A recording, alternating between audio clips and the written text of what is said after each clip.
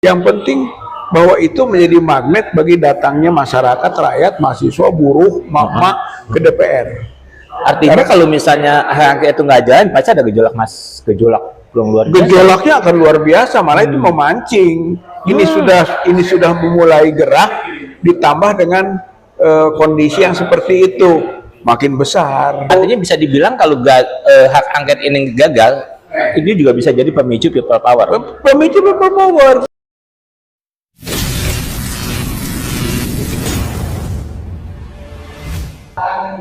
Assalamualaikum warahmatullahi wabarakatuh. Waalaikumsalam warahmatullahi wabarakatuh. Apa kabar teman-teman semua? Bertemu lagi dengan saya di channel ini. Dan saat ini saya kembali sedang bersama seorang tokoh dari Bandung. Beliau seorang pemerhati politik dan kebangsaan yang suaranya sungguh luar biasa vokalnya. Bapak Rizal Padilla. Apa kabar Pak? Kang Epul, alhamdulillah. Alhamdulillah. Iya. Beliau ini selain seorang pengamat, juga beliau termasuk Badan Pekerja Petisi 100 yang getol mengusung pemakzulan Pak Jokowi ya. Dan seperti kita tahu, pemilu 2024 khususnya Pilpres itu diyakini curang secara terstruktur, sistematis dan masif untuk memenangkan Gibran Raka Buming Raka yang merupakan putra sulung Presiden Jokowi dan menjadi cawapres bagi Pak Prabowo Subianto atau cawapres nomor urut 2. Nah, teman-teman semua, baik paslon 01 Pak Anies Baswedan dan Muhaimin Iskandar atau Amin, juga paslon nomor urut 3 Ganjar Mahfud, mereka sama-sama meyakini kecurangan tersebut, akan tetapi menolak untuk membawa sengketa pemilu ini ke Mahkamah Konstitusi ya Pak ya, karena di Mahkamah Konstitusi itu ada pamannya Gibran. Bahkan karena MK pula Gibran yang masih berusia 36 tahun bisa lolos menjadi cawapres ya Pak ya, padahal minimal seharusnya 40 tahun ya.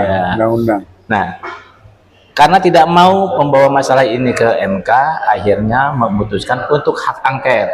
Kita tahu bahwa sudah ada 3 partai yang mengusulkan hak angket, yaitu PKS, PKB, dan PDIP. Akan tetapi saat ini muncul berbagai spekulasi, pendapat, bahkan isu. Nah, kemarin saya sempat ngobrol dengan salah seorang ekonom dan juga seorang pengamat politik. Dia juga meyakini bahwa sepertinya hak angket ini tidak berjalan mulus. Karena kita tahu bahwa pemerintahan ini menggunakan modus yang disebut orang menyandera ya Pak ya, dan kita tahu di partai-partai pengusung 01, 02, dan 03 itu ada orang-orang yang bermasalah, sehingga pengamat politik tersebut mengatakan kayaknya ini hak angket itu juga akan tersandera sehingga tidak berjalan sebagaimana mestinya. Nah, saya mau minta pendapat Pak Rizal. Pak, Bapak sependapat nggak kalau misalnya kemungkinan nih tersandera pula ini hak angket gara-gara banyak adanya kasus-kasus yang sampai sekarang nggak tuntas ya, di pimpinan-pimpinan partai pengusung 01 maupun 03 Pak? Ya, saya kira kita masih harus berharap ya, karena belum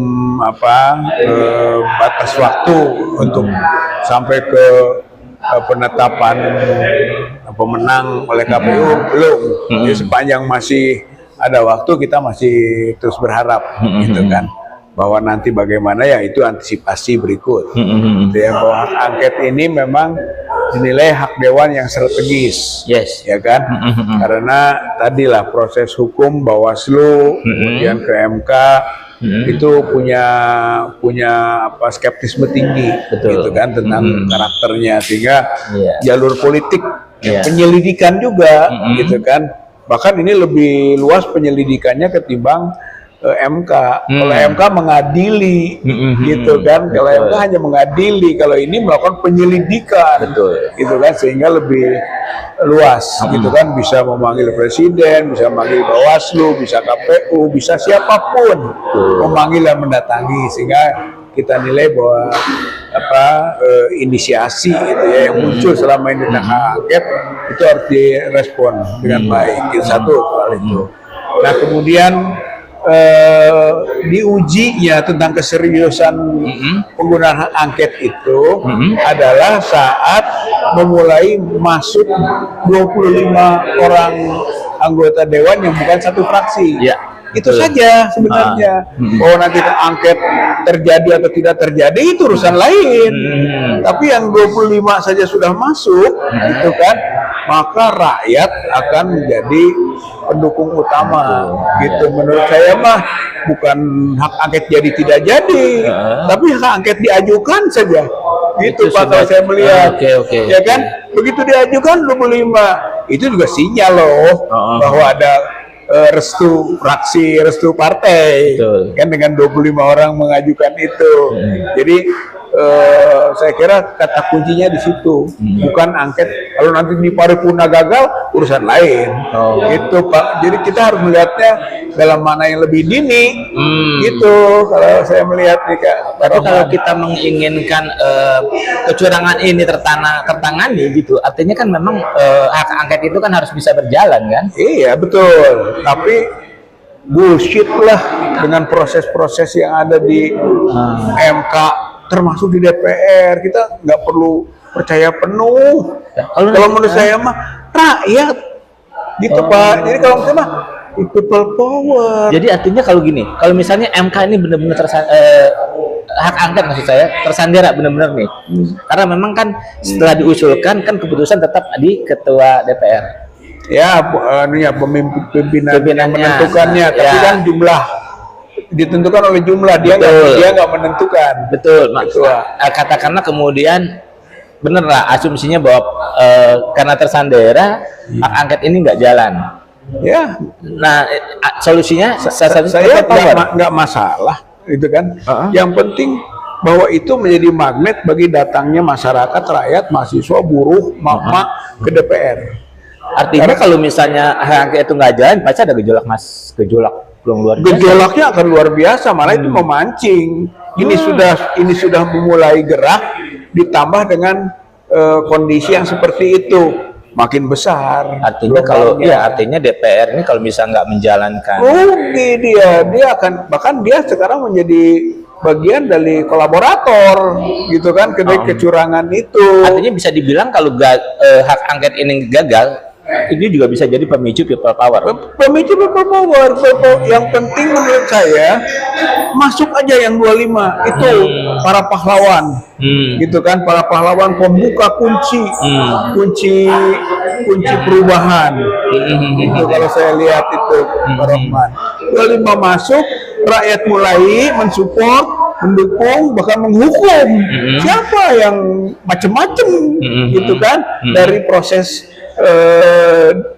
Kalau diskursus ya diskursus dulu, wacana dulu. Tapi kalau ini udah langkah yang nyata kan, pro kontranya udah kelihatan. Tapi mungkin nggak sih terjadi people power, karena kalau kita lihat setiap kali ada aksi ya di DPRD misalnya, yang datang tuh nggak cukup untuk melakukan people power.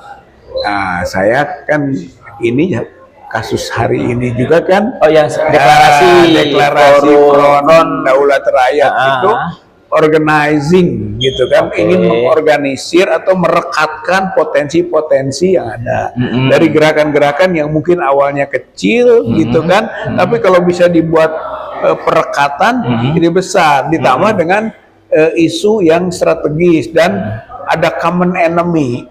People power itu dua syaratnya Pak Rahman. Satu, ada common enemy, musuh bersama, ada nggak? Jokowi itu kan dalam konteks kecurangan, juga nanti beri objek hak angket, itu common enemy dengan politik dinastinya, itu kan yang sudah menjadi sorotan rakyat, itu kan semua berteriak soal itu. Saya kira itu syarat people power.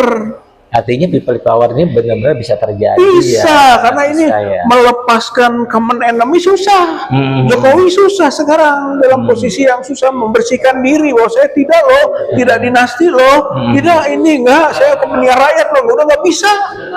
Itu dia sudah menjadi common enemy. Satu, yang kedua, memang di lingkaran dekatnya, gitu kan, pemerintahnya pecah. Itu syarat-syarat people power Pak. Iya. Blocking sekarang ini ada yang dicurangi partai gitu kan, ada yang merasa dia diperlakukan tidak adil, ada yang itu potensial untuk terjadinya friksi. Berarti dulu solid Pak di dalam, semua hampir mayoritas partai berada di belakang Jokowi. Sekarang enggak. Maka dua hal syarat itu dipenuhi, itu potensial bagi people power. Ya, tapi Pak, memang kita tetap berharap ya DPR itu bisa menjalankan tugasnya sebagai wakil rakyat. Karena kan sebetulnya kunci yang utama itu ingin adanya pemakzulan Pak Jokowi, dan hak angket itu sebetulnya jalan untuk menuju ke sana. Jalan. Sebab kata kunci hak angket itu pasti ujungnya rekomendasi. Rekomendasi ke hukum, kalaupun masuk ke MK. Tapi udah lain. Gitu, masuk ke MK dengan kontrol publik, dengan tekanan rakyat. Berdasarkan proses hak angket yang sudah diketahui kecurangannya oleh rakyat. Kan gitu Pak, lain tuh MK-nya. Kemudian yang kedua, politiknya. Gitu. Hak angket bisa merekomendir, oh ini Jokowi penyakit utama dan ternyata terbukti dari penyelidikan ini, maka nggak bisa lain, harus masuk proses pemakzulan. Nah, gitu Pak. Harapan Bapak terhadap DPR? Ya DPR saya kira nggak boleh main-main lagi. Satu, kepentingan dia juga terganggu, terutama pada potensi yang dicurangi ya. Satu tuh, karena itu fraksinya gede loh. Kan kalau misalnya 01 ini saja bergabung dengan 03 melawan 02, konteksnya fraksi, konteksnya partai politik, maka itu besar loh, lebih besar daripada yang lain. Berarti 314 lawan 261, gitu kan. Jadi potensi besar ini kenapa nggak dimanfaatkan? Kalau memang dia merasa dirugikan, maka kesempatan baiklah sekarang, jangan sia-siakan. Nggak ada waktu lagi nih. Ini momen paling bagus. Maka untuk yang di sini begitu, yang di sini juga pasti ada hati nurani yang berbicara. Gitu. Tidak semua mengikuti konstruksi dari kebijakan partai. Maka nanti secara person, karena juga ada yang nggak jadi lagi ke depan, buat apa sih saya misalnya kan, dia akan ada sekarang mah hati nurani saya akan bicarakan, saya akan berbuat, nambah lagi itu kekuatan Pak, sehingga rakyat kan menilai lagi nih dengan aksi-aksi gitu kan, maka dia bisa menghukum si anu bener, si anu nggak bener, udah ada penilaian rakyat sekarang dan langsung dalam aksi, berarti ada penghukuman. Betul. Dan tanda kutip ya, pengadilan rakyat. Gitu Pak, dari people power, pengadilan rakyat dengan magnet hak angket. Ya teman-teman semua, memang kita punya wakil di DPR, tapi selama ini DPR itu nggak berfungsi. Nggak berfungsi, kesempatan. Dan hak angket ini, benar kata Pak Rizal, merupakan kesempatan bagi anggota DPR untuk membuktikan sebagai wakil rakyat. Jangan sampai karena mengabaikan kesempatan ini, rakyat marah, terjadi people power, dan kita takutnya nanti terjadi kerusuhan seperti itu risikonya besar sekali. Makanya kita berharap polisi di DPR coba kedepankan hati nurani, jangan hanya mengedepankan kepentingan pribadi dan juga kepentingan kelompok gitu ya, dan jangan sampai juga tersandera oleh kasus apapun yang ada di lingkarannya ya Pak ya. Nah teman-teman semua, kita memang berharap bahwa peralihan kepemimpinan negara ini ya Pak ya, berjalan dengan sangat baik. Terjadilah perubahan. Ya teman-teman, Pak Rizal, makasih banget. Sama-sama Kang Rohman ya. Sami-sami. Ya, teman-teman, kita bertemu lagi pada podcast yang selanjutnya. Assalamualaikum warahmatullahi wabarakatuh. Waalaikumsalam warahmatullahi wabarakatuh.